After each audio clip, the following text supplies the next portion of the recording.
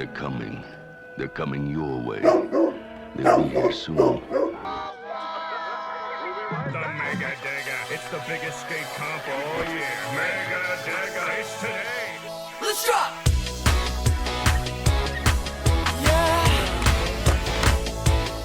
Come on! Nick and Tristan Fishtickle. What? Where do you think you're going? Mega Dega! You're not going anywhere. What is she, your babysitter? All right, so what's your plan? Well, let's go to the Mega Dega. No Mega, no Dega, no nothing. I made you a map. It's at 6 in the avocado. Mega Dega! We just lost their signal.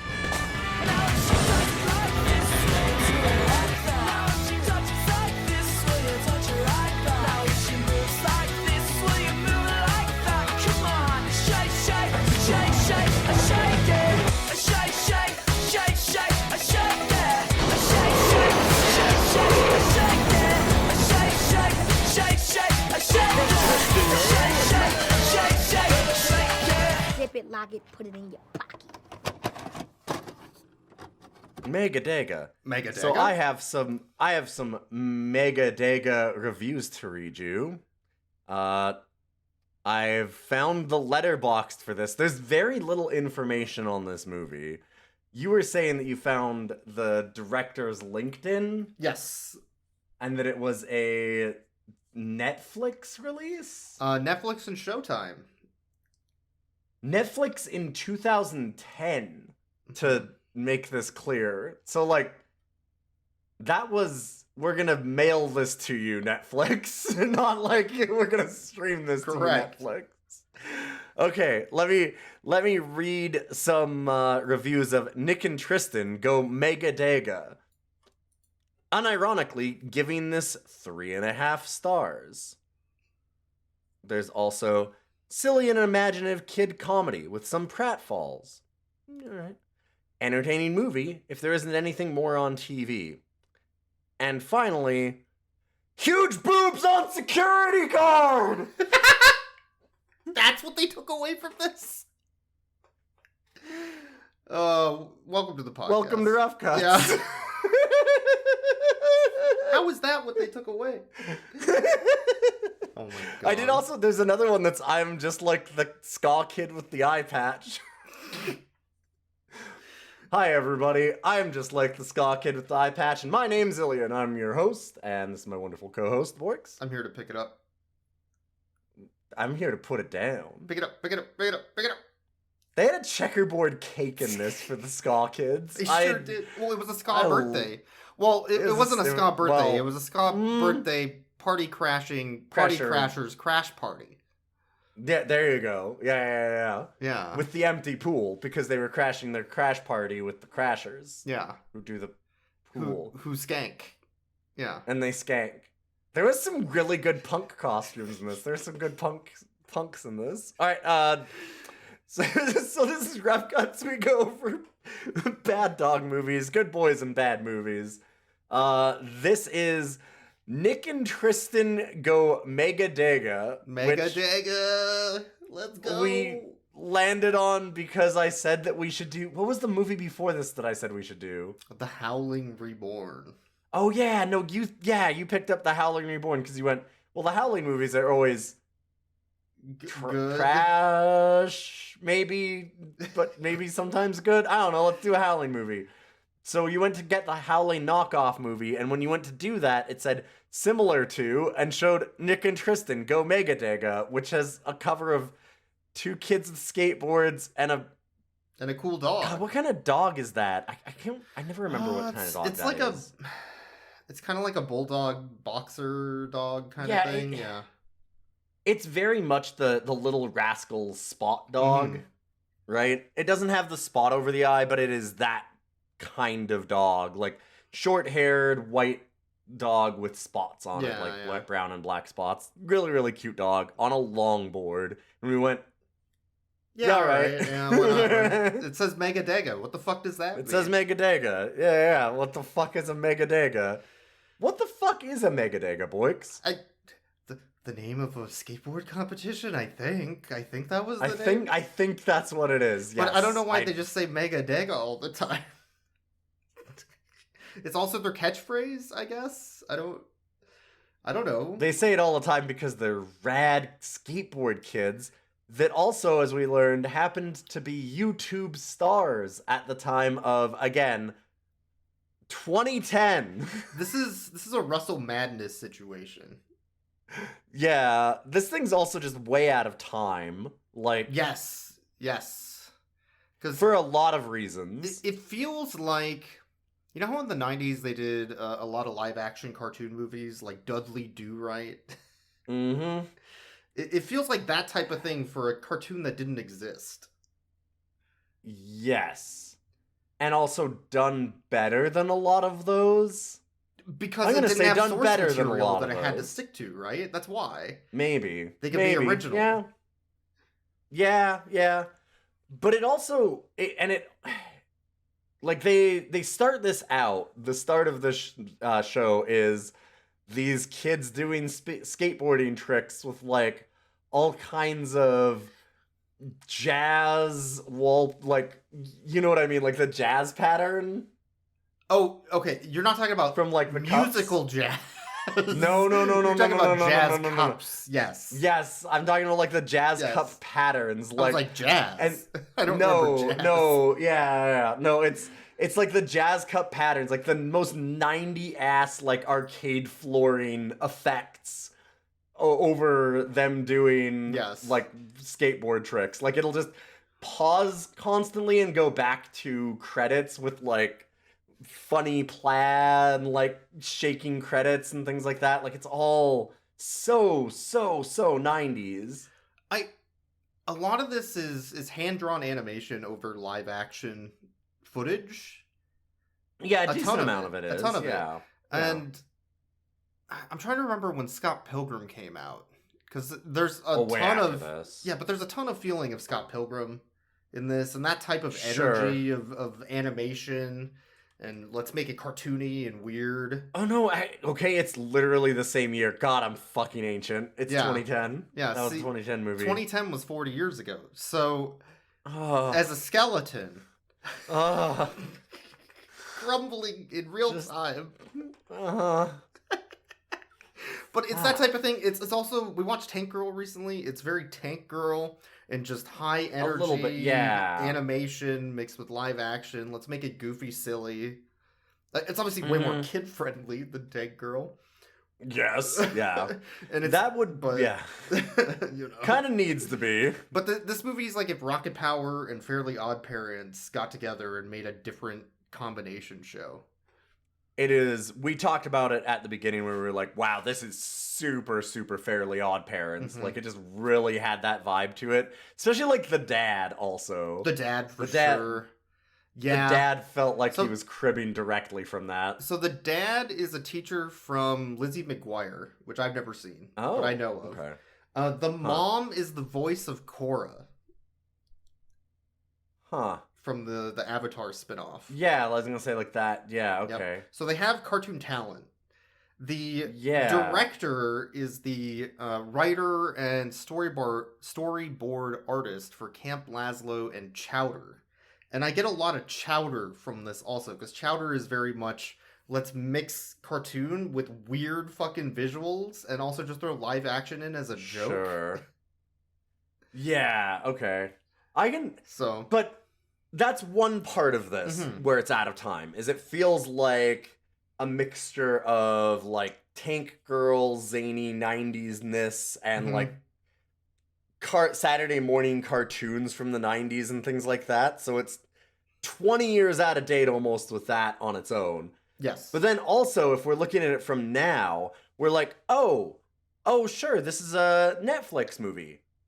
Wait, no, this is like before Netflix did movies, though. This is when, Yes. like I said, this is when Netflix sent DVDs in the mail. This is not Netflix online. This is, like, they might have been online, but, like, Well, I don't think 2010 Netflix is the start of funded that it. kind of stuff. They just chose Netflix as a distribution method, I think. sure, but you know what I mean, though. Yeah. That's still weird, though, that it's a direct to Netflix movie in a way. Like in 2010, that's strange. And then it's about like YouTube. It's starring some YouTube stars, which is again like it's just a little early for that. So it's funny to see how old it is, and then also that it feels even older. Like it's out of time in some weird ways. Some of it even feels older than the 90s, yeah, because there's Pee-wee's Playhouse claymation bits.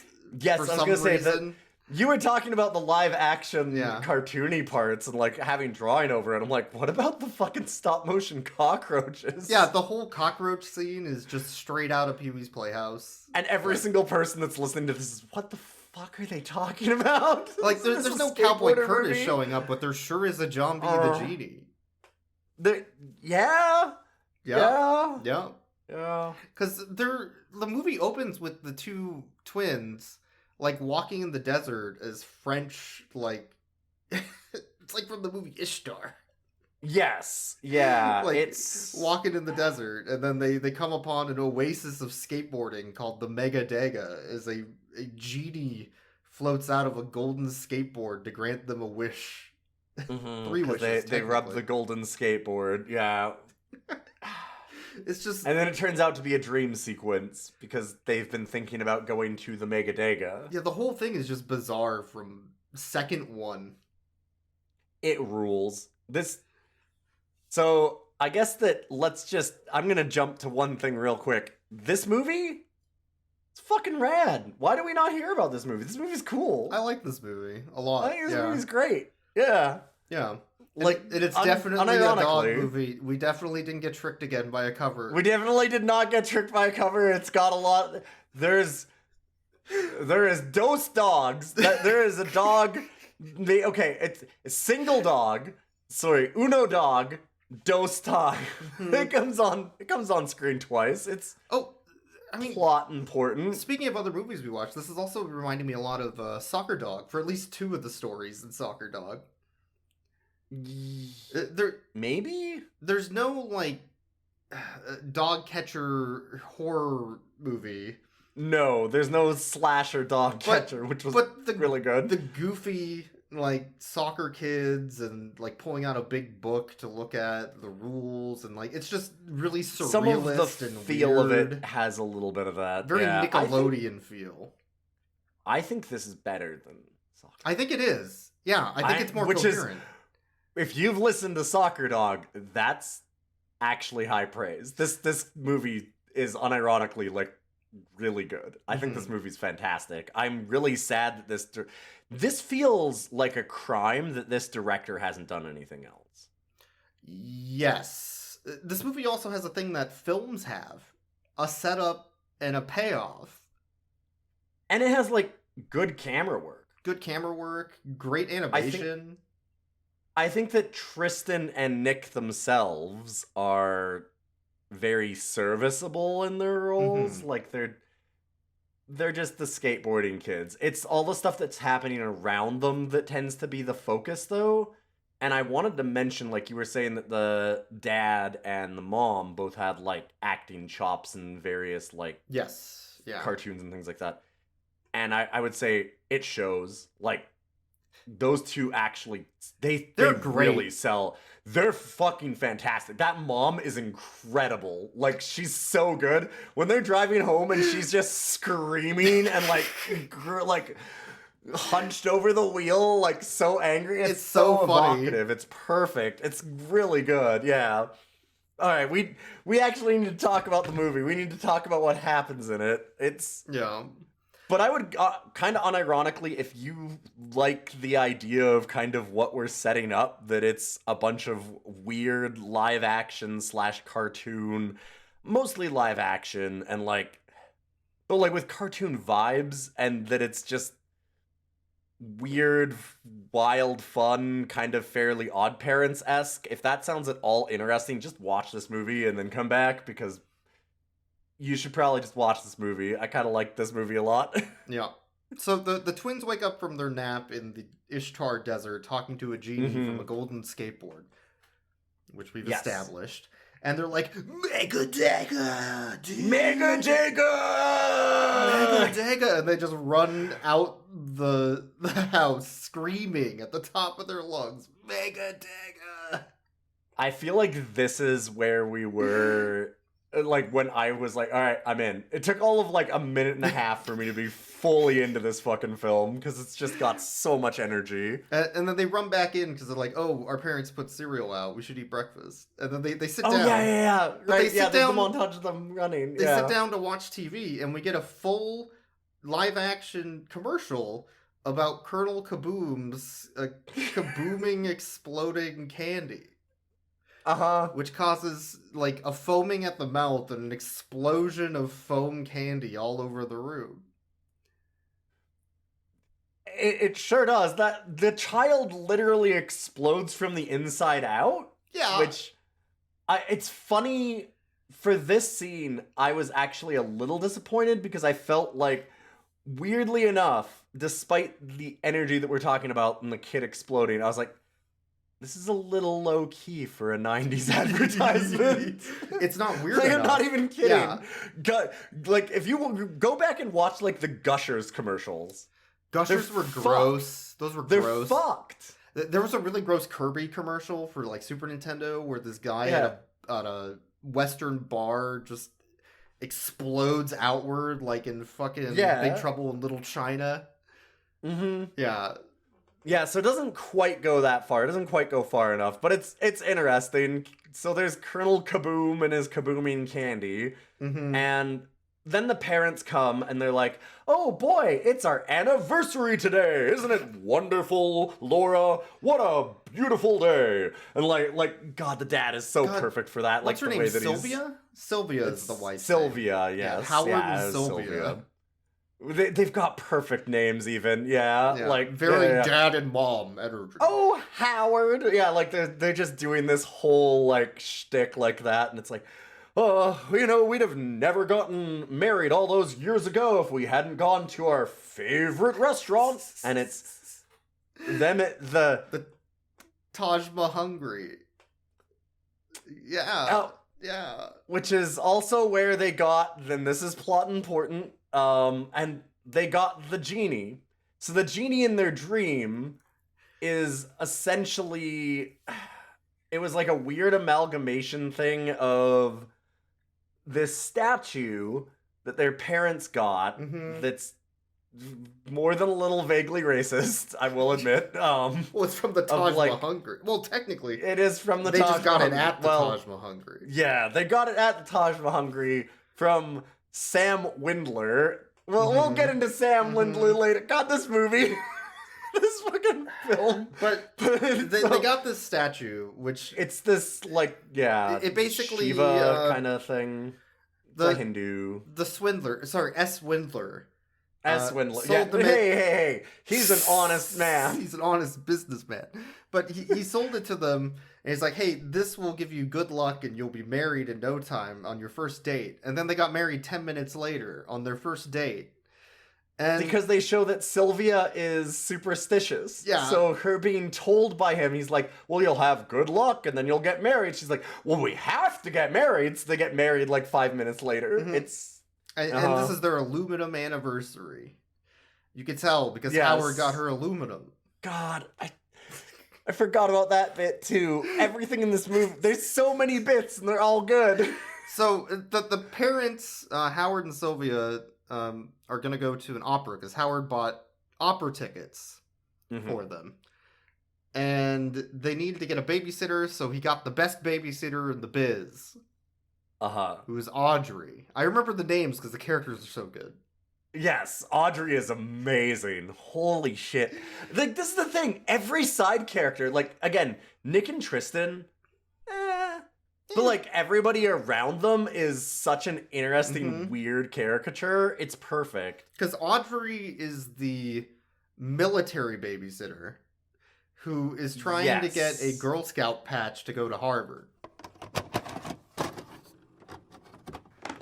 What'd you do that for, lady? Yeah, what gives? What gives? See these patches? They give them to you when you're the perfect babysitter. When you get all the patches, you get a scholarship to Harvard. Harvard? Harvard! What? Which is where you'll meet your Yeah, dad, no, Bob, that's and come to babysitting. Steve. Yeah. He drives an expensive foreign car and works for an important senator. So between our exciting travels and my successful Connecticut real estate business, we won't have time for children at all. Oh my god. See this patch right here? No. That's because you're the last patch I need for that You scholarship. piece of shit. You're not going anywhere today.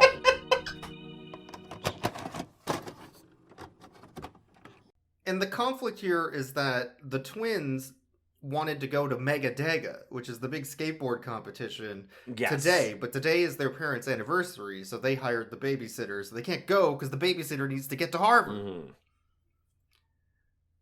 Yeah. All right, we got the basic plot out of the way. This is like 5 minutes into the movie. This movie is dense. There is so much going on in I it. forget, one of the kids is like picking up food off the floor, and he's like, "Why do I have to be the vacuum?" And Audrey's like, "Because you can't play piano." It cuts over to the other kid playing Glad that you piano. mentioned You're that like, "Oh, bit. that makes sense." Yeah. Mm-hmm. Yeah, alright. Sure. And like, so then they start sneaking out of the house. I feel like this is maybe the moment that you fully fell into this movie, because you seemed to like this. Maybe I'm wrong, but it felt like something finally fully clicked with you, where you were like, alright, I'm just all the way in. Was both that, like, oh, well, you're not a piano, and then 2 seconds later, they're sneaking out of the house, and the piano's still playing. Like, they kind of do this little distraction, and she's, like, reading a newspaper, She's reading I think. SAT question book to she's get into prep- Harvard. Yeah. Everything's about getting into Harvard. Right. Yes. I forgot about that. Yeah. She's reading the prep books. Of course she is. And so they're sneaking out of the house, and the piano's still playing, and you're like, well, who's playing the piano? And then, like, 30 seconds later, they're like, wait, if we're both sneaking out, then who's playing the piano? And it cuts back to a fucking reel-to-reel machine. Like this gigantic fucking box of reels to play on the piano. And it's like, no, don't worry, I got it set up, kind of thing. It's like, all right, It's such a dumb joke. sure. It's ancient technology. And It's so great. fucking old, It's great. yeah. But they Like 60 years out can't of leave date. because the front door is locked, so they try to break the lock, and then the tool they're using to break the lock snaps off and ricochets around the room and then breaks the statue that signifies their parents' love. And without that statue, it'll ruin their whole marriage.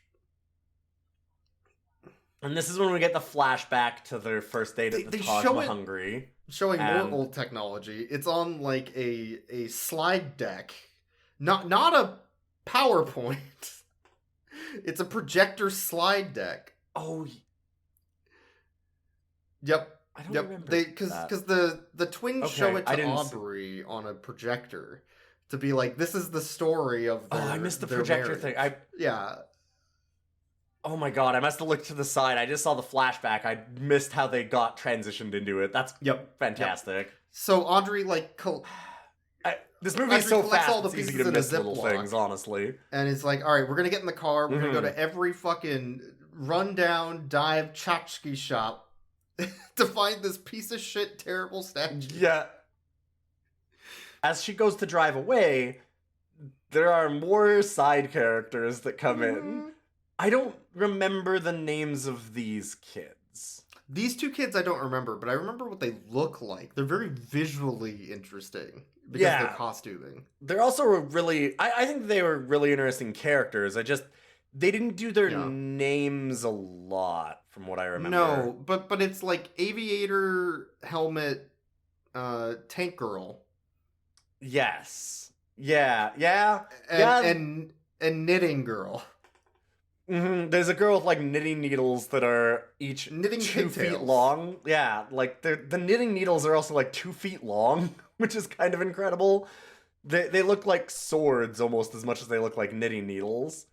Yes, but she's always knitting in every scene. She's always knitting, And every time that she sees, it's Tristan, right? Is the one that she Mhm. likes? Yeah, every time she's... Hi, Tristan. Hi, Tristan. And then it'll like cut to another part of the scene, and in the background you hear like, "Hi, Tristan," but And quieter. just kind of like, yeah, and she's like always peeking around like a corner at him and stuff. Yeah. Yeah. Like, Yeah, that's what was it? Timmy in Fairly Odd Parents had a character like that was like always talking to him and trying to get him to date her or something. It was weird. sure. That's another Fairly Odd Parents joke, is what that is. Yeah, she also kind of had. I mean, it's just a cartoon joke because she's got a little bit of the energy, or like these kids kind of have a bit of the energy of the like. I get a bit of Dexter's Lab, like the sister vibes. Yeah, or Elmira. Yeah, a from little bit of that. Tiny Toons, a little Yeah, bit. Yeah, little bit. Not evil like her, but No. but just there's like a character in Hey smart Arnold little like genius. that too, though. Yeah, so Yeah. very again super cartoony, Mhm. and they're bothering the babysitter and distract her, and she's about ready to go, so she disengages the parking brake. And then starts talking, gets out and starts yelling at these kids, like, back off from the car, go away, Tristan and Nick aren't allowed to play today, kind of thing. And as she's doing that, the car starts slowly rolling backwards, and the two girls are just kind of like watching it in their eye line as they're being yelled at, which is always a good bit. Yeah. And then there's a car chase scene? No, Yeah. I mean like so. Audrey runs after the In the car. most legitimate, yeah, like that's what I mean, the most literal Yeah. way. She's chasing her car on foot. Because it does go down the hill. This is like a San Francisco hill, Yes. like Sonic Adventure 2 style. Mm-hmm.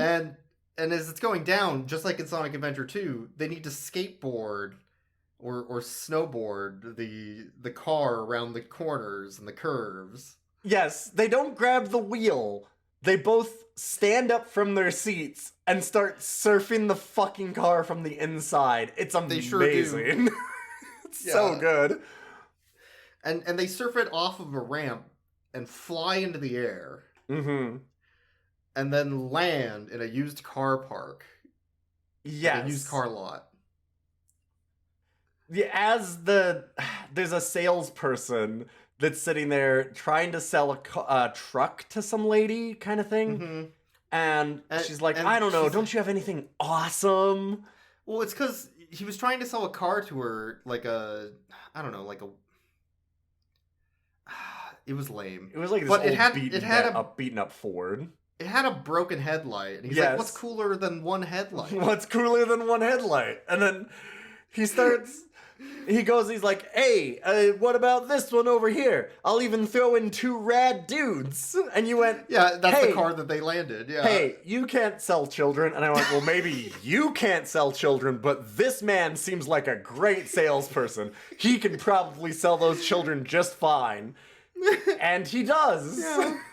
He And he immediately sells the sells the car. Yeah, That great. fell onto his lot. It's great.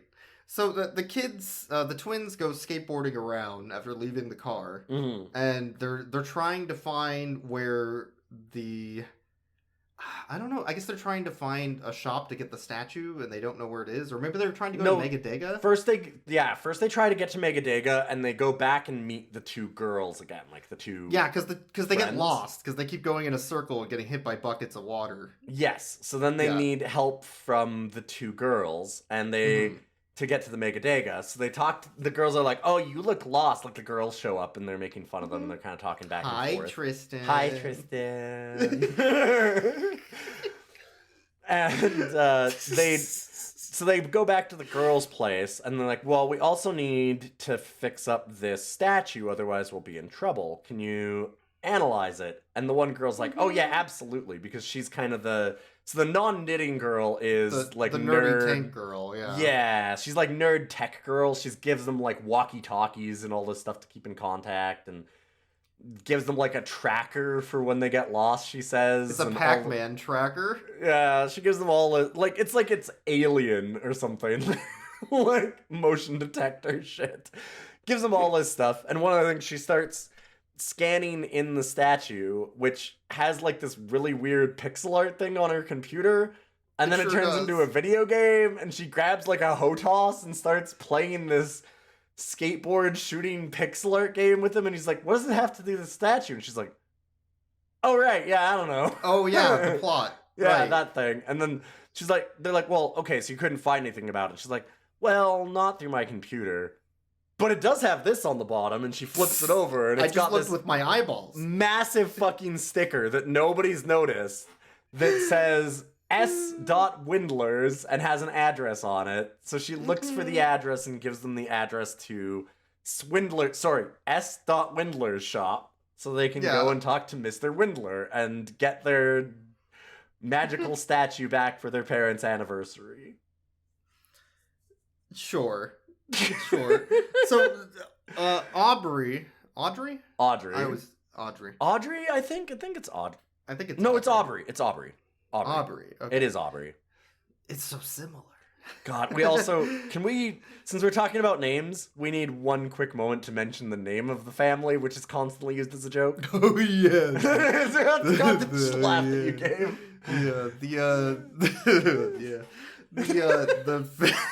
You immediately dropped like 3 octaves.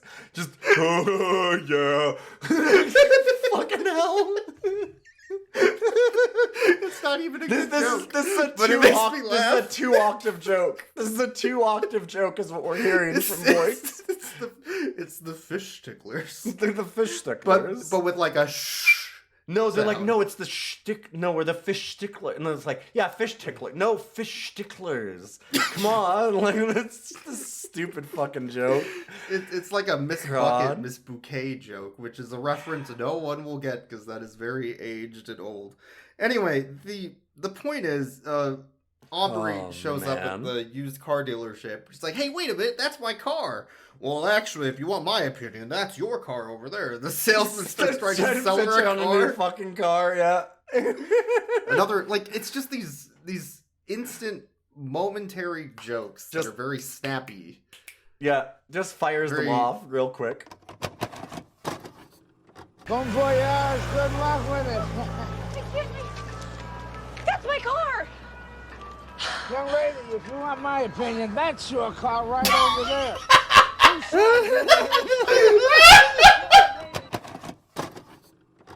You could tell it was a writer for like Chowder, because that show is also very snappy one-liner jokes, and it's good stuff. It's good stuff.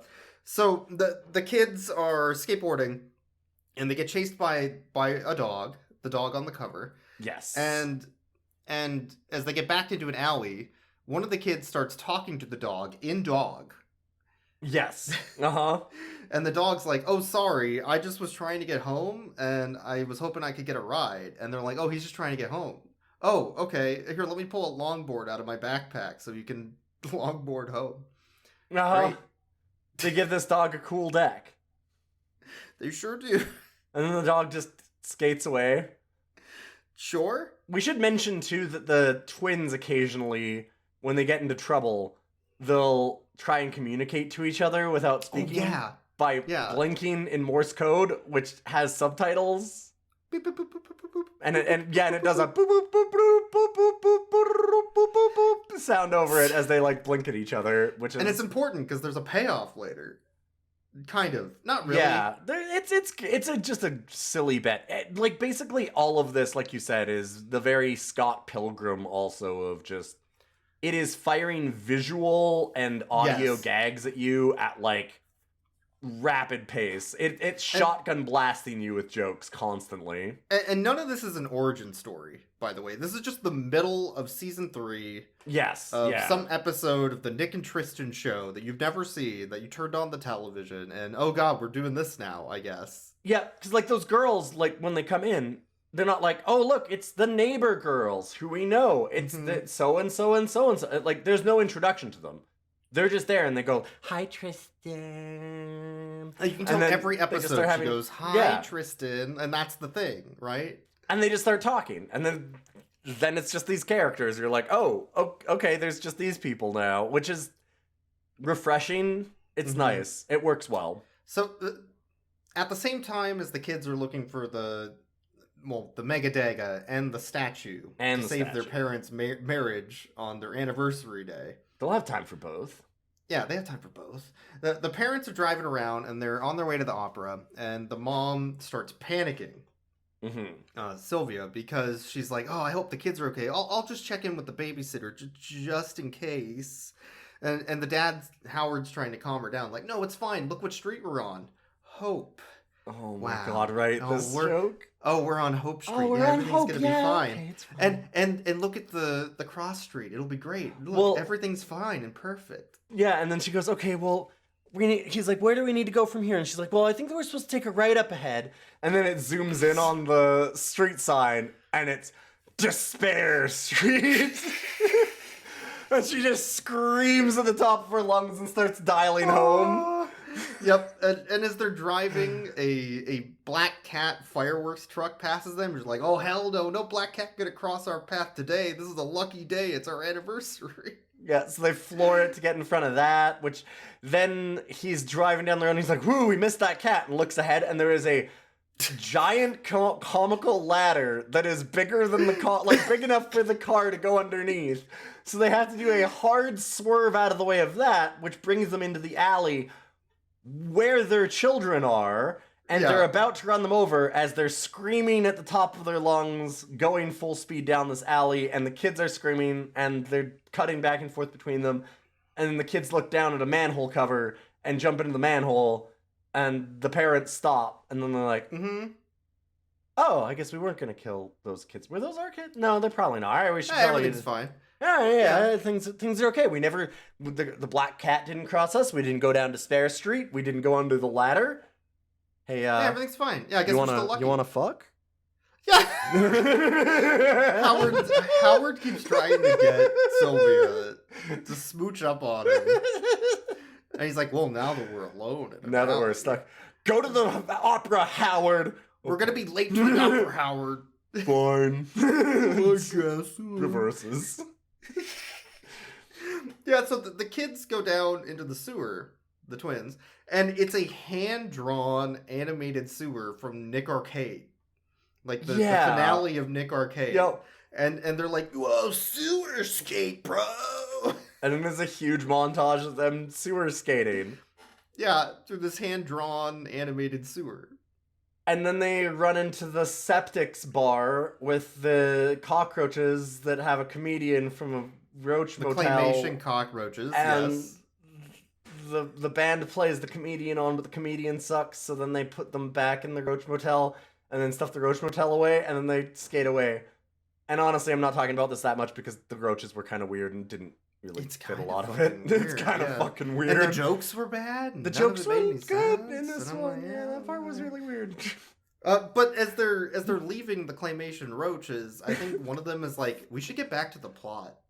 Yeah. They look at they pull out the map and they're like, okay, man, we're really starting to get lost here. Yeah, which way's back to the plot? Something like that, and they're like looking in the map, and it's like, God damn it. That's God a good fucking joke. damn though. it. It's a good That's joke. a good joke. Yeah. Yeah. And they start climbing the ladder from Metal Gear Solid 3. As There's a Snake Eater gigantic plays. ladder, yeah.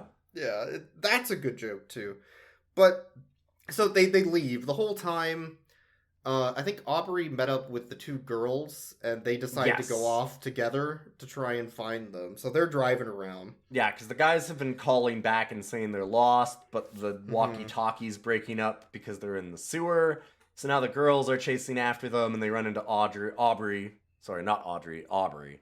And yeah, that whole... Yeah. And as they climb out of the sewer, they climb into a music video for My Chemical Romance, who's very popular right now. Yes, they do. Well, it's Metro Station. I was gonna say but that they're band very is emo.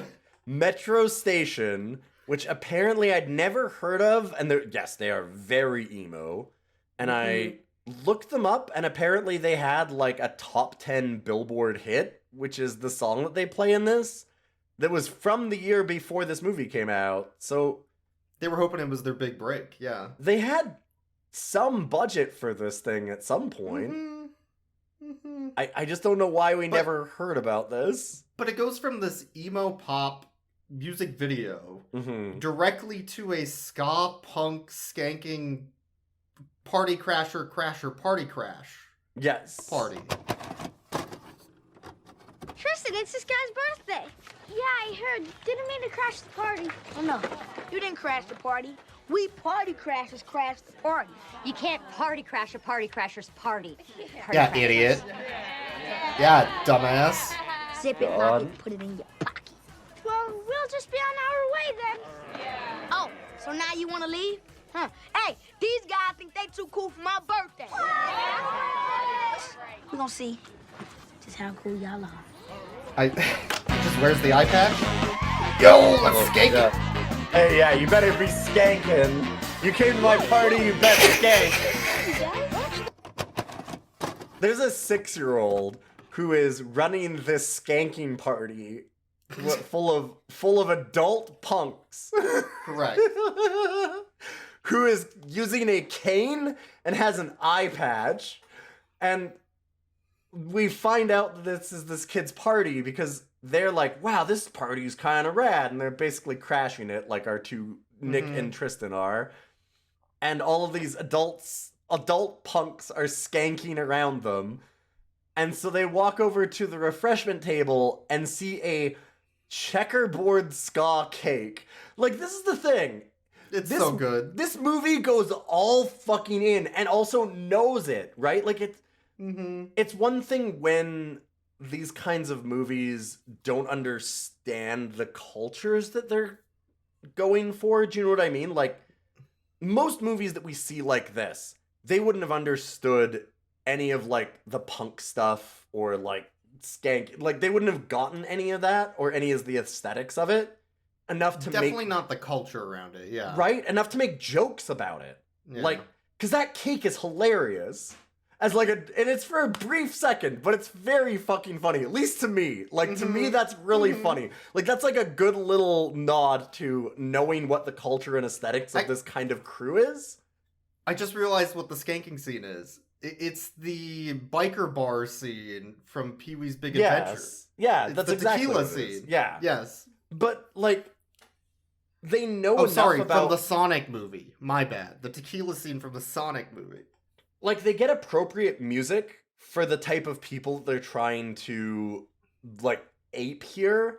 And they have them dressed the right way and acting the right way, quote unquote. Like, obviously very over the top and cartoony.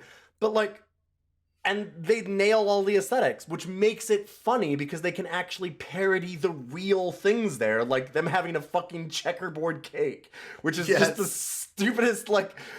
Sure, yeah, people are so into ska that they checkerboarded their goddamn cake. It's so fucking good. It's so dumb. But the punks are gonna beat up Nick and Tristan, so Nick and Tristan have to win their appeal. So they skateboard by walking the plank, like fucking Rufio's telling them to walk the plank. Yeah, they're yelling or to something. walk the plank because they have an empty pool, which...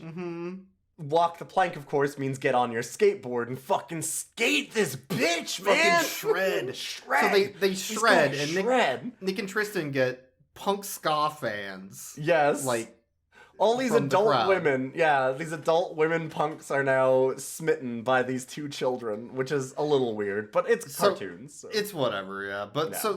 so the Eye Patch Kid is like, okay, you can be part of our punk ska, Collective. skateboard party crasher party crash party. Like, yo, you guys are pretty rad, actually, But we're gonna have to do one thing. You gotta have the initiation. Yeah, so they pull out some dorky kid with a mohawk. He's like, how am I gonna go home looking like this? My mom will kill me! Don't let them do it to you, Tristan and Nick, oh my god! And the kid's like, bring me the hair of Nick and Tristan. Yeah, and these kids have, like... They've got, like, the 70s, like, mop hair. They're very much like the, yo, dude, kind of crew. Surfer so, like, bro type yeah, of thing, yeah. they're not the mohawk types, so it's... Oh my god, we can't do that! And then, This we feels gotta like a chase Rocket Power joke to me. Like, we're gonna get rid of their SoCal hair and turn them into these gross punk rockers. Ugh. Ugh. Yeah. Yeah, but so they run away, and there's a chase scene with that, and they eventually get to a parking garage. where they split up. Yes. Because one of them is like saying, I need to go and get the statue for Mom. I don't care about the Mega Dega. We need to save our parents' marriage. And the other one's like, Mega Dega! Mega Dega, bro! We gotta split up. I want to do Mega Dega. Dega. And at the same time, Aubrey gets to the ska party crash party. Mm-hmm. And she's like, hey, have you seen like 2 skateboarding kids with long hair? and at the same moment as she's asking the question, Steve walks out. Steve. He's so hot, he's Steve. He's wearing like a jacket that's too small for him, that's leather. With like a scarf. Yeah, there's this very stereotypically handsome, like, not really punk, but kind of, sort of, slightly punk, like, hipster dude that's at this party, and she just immediately starts having, like, little hearts floating over her head and everything. So, her and the 2 girls pile into Steve's convertible. Steve's broke down junker convertible. His absolute pile of shit, like, it's one of those convertibles, they're all like, wow, this is such a cool convertible, and it's like, no, this is like an Oldsmobile. Like, this is what your senior citizen grandparents drove, where it's got like the 3 seats in front with the extra seatbelt. Like, it's one of those old huge boats. It's one of those pieces of shit. And there's some really good jokes here, because like Aubrey is just fawning over him. She's like, Steve. And then as we're watching, going, Steve. Yeah, and there was a really good joke when the 2 girls meet Steve, because they're in his car. Yes. And they're like, hey, who are you? Steve. And he grabs some gum. Yes. With the wrapper still on it. He gives Aubrey some gum. He's like, and she's like, oh wow, gum. She's just smitten from him. Yeah. But he puts the gum in with the wrapper still on and just takes the whole stick in his mouth and starts chewing it. And then when they look at him weird, and he looks back at them and does a big smile and it goes ting across his like teeth, and his teeth are all like, it doesn't zoom in on them, it leaves it very subtle, but his teeth are totally aluminum foiled. Like, they're like, sure are. They're very, very aluminum foiled looking. It's great. It's a very dumb joke. It's such a stupid thing. It's like, how does his smile look so shy? Oh, okay. Sure. Yeah, that makes sense, yeah. He's just incorporating the aluminum into his body because he's Steve. So back at the parking garage, Tristan hears a Tristan.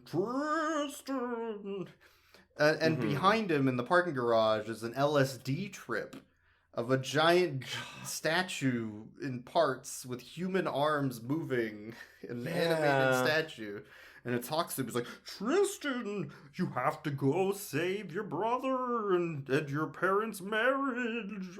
He's like, well, I'm already trying to save my parents' marriage. My brother's a shithead who only wants to go to the Mega Dega. Yeah, your brother, you have to look behind you. Look behind you.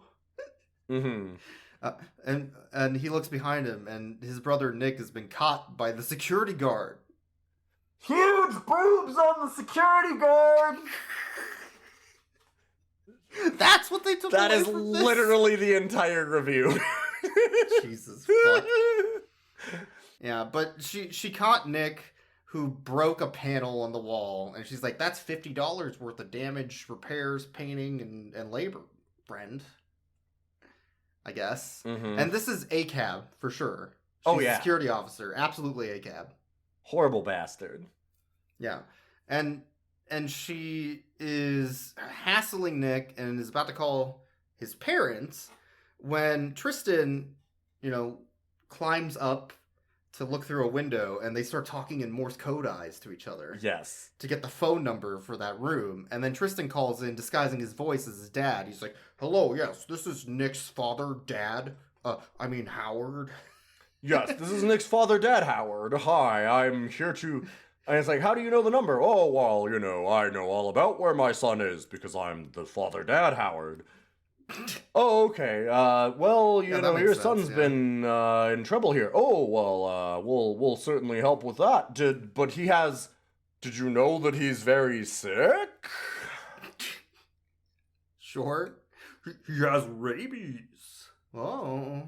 How do you know he has rabies? Wait, well, I know. Well, Meanwhile, he's foaming at the mouth. Nick has been chewing on Colonel Kaboom's Kaboom Boom candy, which makes you foam at the mouth and explode. So Correct. Nick starts foaming at the mouth as this is going, and then it just kind of cuts to them having escaped, but they're having like this big heart-to-heart scene, and it's like, like it's like the big moment in a movie like this where it's like, okay, we got to get the band back together. I'm really sorry we had this big falling out, and I really love you, and we should save our parents' marriage. And they're doing that, and like with like the soft music in the background and all that. But while it's happening, the one kid is like covered in fucking blue shaving foam, head to goddamn toe, which just, like, they know what they were doing. It is just kind of done perfectly enough where it's this over-the-top, like, melodramatic moment, but he is just, like, dripping shaving foam because of his rabies bit with exploding candy. They knew the joke was there, and they kept going with it to the right extent for where that joke should have gone. Yeah. They take everything just far enough. So the kids decide, you know what, we will say forget the Mega Dega. It's too far away. We need to go to S. Swindler's shop and get that statue and save our parents' marriage. Back to the plot. They go to S. Windler's store, and they knock on the door. Mr. Windler buzzes them in. And they ring the bell as he's reading a paper. He's like, "Oh, hello, kids. I'm Sam Windler. I'm the person who owns a store, who sells things, a business, a place of monetary exchange and commerce." Oh, okay. What kind of things do you sell, Mr. Windler? Well, I have a lucky shoe, lucky rabbit's foot, 4 lucky rabbit's feet, in fact, and pulls out like a taxidermied rabbit, and this is kind of going through this whole little bit here. Yeah, and the kid's like, "Oh, do you have any lucky statues?" "Oh, lucky statues? Oh, no, no, I don't sell any lucky statues. But I'll tell you kids what I can do. You can just sit here and have some good old drinks." And he takes out 2 paper cups and sticks them in front of the kids, and he's like, and maybe a little snack. Here, have a donut, and passes them a donut. Gives them coffee and donuts. Gives them coffee and donuts, and then he's like, I gotta go back into my storeroom because maybe I'll make sure that I don't have any lucky statues. A thing that I've never sold. I would never sell an illegal lucky statue. No, not me, not Mr. Sam Windler. I'm an upstanding citizen. And he pulls like a cord and goes through like this back hidden bookcase goes thing. Through a hidden bookcase. And the kids start trying to drink the coffee, but it's too awful. So of course they're like pouring sugar in it and everything. Eventually they're like, I don't think he's coming back. Why do people like this bean juice? I don't think he's coming back. Yeah, wait a minute.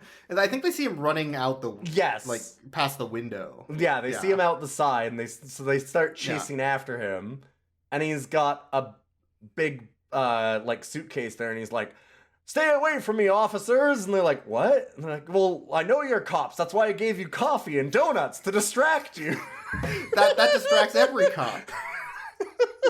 Get away from me, pig. You're asking me about my illegal statue business. I know a cop when I see one. Fucking cops. I can't believe Oh, yeah? And he gets mad because he's like, I can't believe it. They're the only officers that ever managed to pull themselves away from the donuts that I give them. It's real smart when you think about it. Fucking good. It's right? this movie rules. And then he's like, "You know what we do to cops, right?" And he calls in like on his walkie-talkie and presses a button, then a door opens up, which opens another door, which slides another metal door with caution tape on it. And then a dog comes running out, and it's the same dog from earlier. Some nasty, horrible. Oh yeah, it's that cool. Oh, it's cool that dog on the skateboarder. Cool skateboarding dog. Yeah, and they're like, "Oh hey, it's that skateboarding dog. I see you got home on time." He's like, "Oh, that dog likes you? That dog hates cops. You can't be cops." Yeah. And the dog like winks and communicates them in a way, so it's like, "Oh, you gave him a cool deck." He says, "Thanks for the deck." And his suitcase breaks open, and it's full of illegal lucky statues that he has. So he gives them one for free. Because he loves those kids so much because they're not cops. And then Steve rolls up in his Steve-mobile. Steve. With Aubrey still with cartoon hearts flying out of her head. Yeah, she's totally lost. She has no intention of finding these children anymore. Yep. So the kids get in. They're like, we need to get home. And I think moments before, after the opera ended, and Howard was trying to get his wife drunk. Oh, yeah. He asks her to go. Oh, God. Right. He goes like, How about we go for an onions? adult beverage? Is that what does? And she goes, oh, an adult beverage?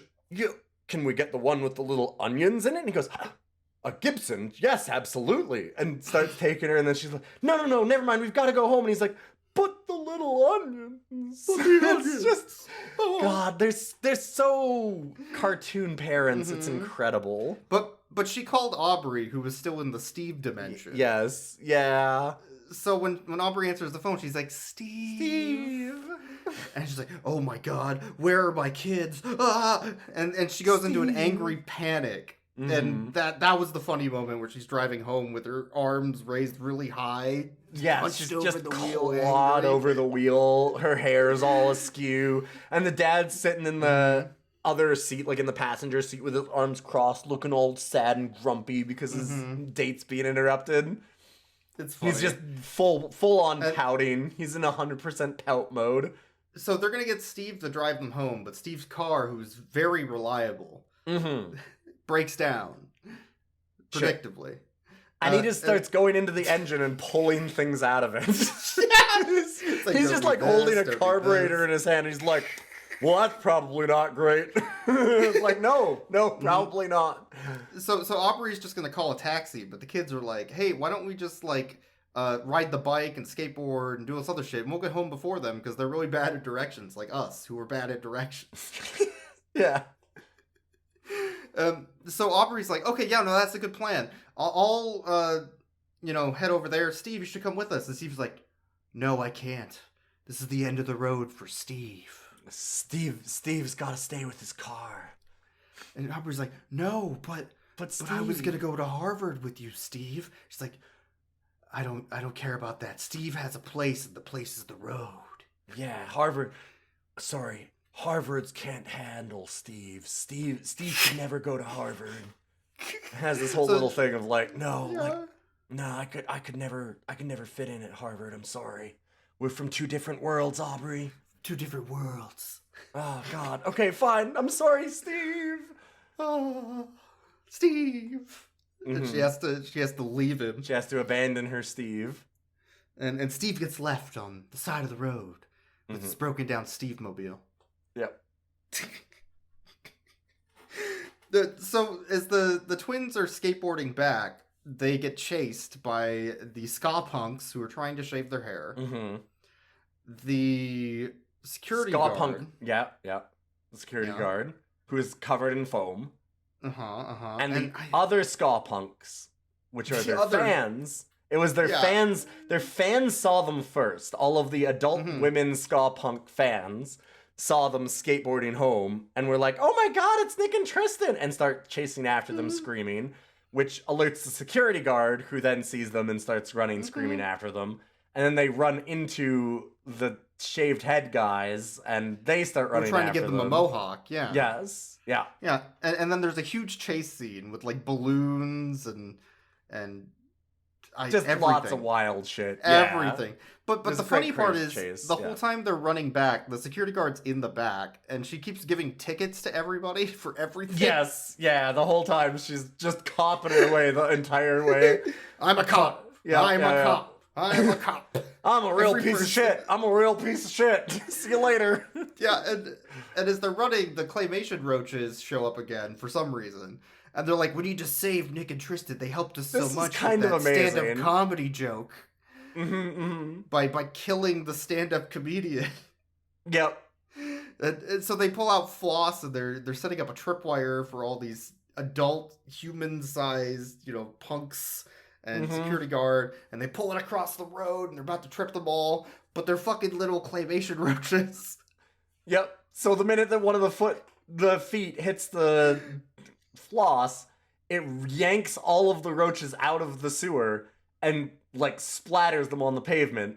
And the guy who's sitting there in charge of the septic is what they called their bar, who is like the MC, is sitting there and goes, quick, start playing the music, And like gets like the house band to just start playing music, and then they're never seen again. And that's just the end of the roaches. What a good bit. It almost makes the roaches worth it. The roaches were definitely a weirder, lower point of this movie, but this almost brings it back because it just, I don't know, we put them in for runtime. Fuck it. On the way home, Nick and Tristan decide they can also do the Mega Dega. They have enough time. Yes. So they go to the Mega Dega, they do the Mega Dega, and they get the Mega Dega Championship trophy. Yes. And then they skateboard through the sky to get back home in time. Yeah. Yeah, busting through a Colonel Kaboom's Kaboom Boom Candy billboard as they do it, like Kool-Aid Man. Mm-hmm. And they land in time, they replace the statue, the parents get home, they're like, my children, are you safe? What are you talking about? And they're sitting there playing the piano and being a good flute. Little kids. Being good little kids. Like, they've decorated the house and everything for their anniversary, and as the mom is like, oh my god, but wait, where's Aubrey? Aubrey closes the door behind them and goes, oh, I'm right here, just closing the door for you. Everything's right in the world. It just resets back, like just like the end of a Fairly Odd Parents episode. Yeah, exactly. Like any Saturday morning cartoon, yeah. Like everything is wrapped up nicely. You can't just end the joke that way, though. So the parents break the lucky statue. Of course. Which was the whole thing the kid was trying to prevent. And that's a classic bit. Yep. And so they replace it with their trophy that they got from the Mega Dega. And the parents are like, this trophy's actually a little better than that shitty statue we got. Yeah, that thing was maybe actually kind of weirdly racist and gross Chotsky and looked awful, which it did. Well, anyway, Aubrey, you did a great job. We're going to make sure you get that patch and go to Harvard. Oh, right, Harvard. Oh, yeah. I got lost in the Steve dimension. Will be at Harvard. Yeah, and as she's leaving, Steve walks up. He's like, hey, I'm still Steve. Oh my god, it's Steve. Steve, can you drive me home? No, my car's fucked. Oh. Well, I'll walk you home. Oh, yeah, okay. That's cool, I guess. Hey, Steve, were you ever planning to go to Harvard? Oh, no. I'm going to Princeton. No, Harvard. I couldn't go to somewhere like Harvard. I'm going to Princeton. Yeah, Harvard's for losers. God, what a good joke. God damn it, Steve. Movie. This Love fucking that, movie. And then it ends, and it's just like the perfect Saturday morning cartoon movie. It's just over an hour long, which is short, but like this is short and sweet. It's perfect. Mm-hmm. Good film, somehow. Yeah. Somehow. Let's rate the dog. Yeah, so the dog is named Gordon, right? Yes, the dog is named Gordon. Yeah. I'm glad that you also remembered that, because like, yeah, they're like, hey, Gordon, get out here and kill these kids. Get these cops for me, Gordon. Gordon hates cops. Mm-hmm. Literally, absurdly hates cops. Loves the longboard. Loves the longboard. Can communicate, but doesn't talk. Yes, more importantly, does not talk. Does not communicates, but doesn't talk. Really, kind of a perfect dog. Mm-hmm. I would rate Gordon a about that beer you owed me out of 10. That's a good dog. Yeah. Like this dog could probably save somebody. I'm gonna give it a Christ Air out of 10. Sort of like a Gordon Half-Life saves out of 10 almost too. But yeah, no, that makes sense. That's a good dog. That's a good dog. That was a real good dog. Yeah. We do have one other dog to rate. Do we? Is it Steve? Steve. We gotta rate Steve. Steve's a good boy. Steve's a good boy. There's another good boy to rate, and it's Steve. Steve is chiseled out of 10. He's carved from granite, this man. Steve is the type of man I see in my dreams. I love Steve. Steve's a good boy. Steve knows how to chew gum. he knows how to chew gum. He's gonna skank later. What more can you ask for? I'm giving Steve a skank out of 10. I'm giving Steve a "Can I have your number?" out of 10. Please, Steve, call me. Steve, call me. I'm getting the Steve You're constantly like right giving now. phone vibes to the mic. All right. Well, that's Rough Cuts for this week. Thank you for being here. You can always check us out on social media. We'll try and post up some stuff like we do always on TikTok and Twitter. You can find us. We're Rough Cuts Cast at both of those places. And you can always check us out on Co-Host also, where we're just at Rough Cuts because we got in early.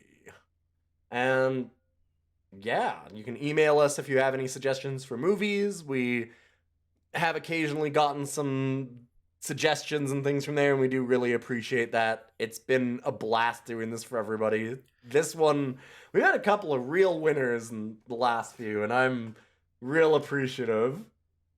Yeah, sometimes you get lucky. Yeah, like this statue I have for sale, sir. Would you be interested? It's called a lucky statue. Would I? It's $8. That means it's good value. And it'll improve your love life. You might even get married in 10 seconds.